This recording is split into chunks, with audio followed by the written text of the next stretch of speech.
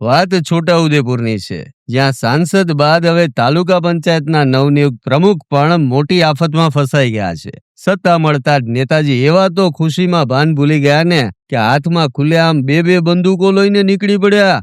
વાત જાણે એમ છે કે છોટાઉદેપુર તાલુકા પંચાયતના નવનિયુક્ત પ્રમુખ રમેશ રાઠવા પદ સંભાળતા જ વિવાદના ઘેરામાં આવી ગયા. પ્રમુખ બનવાની ખુશીમાં તેઓએ કાયદો અને વ્યવસ્થા ભૂલીને હાથમાં 2 લાયસન્સ વાળી કે ડમી બંદૂકો પકડી રોબ જમાવતા સોશિયલ મીડિયામાં લાઇમલાઇટમાં આવી ગયા છે. લોકોમાં ચર્ચા છે કે હમણાં જ સાંસદનો બંદૂકવાળો વિડીયો વાયરલ થયો, ત્યાં હવે તાલુકા પંચાયત પ્રમુખનો આ નવો વિડીયો સામે આવતા જનતા સવાલ ઉઠાવી રહી છે. શું જવાબદાર પદ પર બેઠેલા નેતાઓને કાયદાનો કોઈ ડર નથી કે પછી તેમને માત્ર ને માત્ર સત્તાનો નશો છે?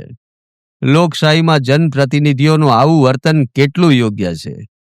આ અંગે તમારું શું કહેવું છે? કમેન્ટ કરીને જણાવો. ત્યારે જ ન્યૂઝરૂમ ગુજરાતની યુટ્યુબ ચેનલને સબસ્ક્રાઇબ કરો અને ઇન્સ્ટાગ્રામ અને ફેસબુક પર ફોલો કરો. અપડેટ રહો, સત્યની સાથે રહો.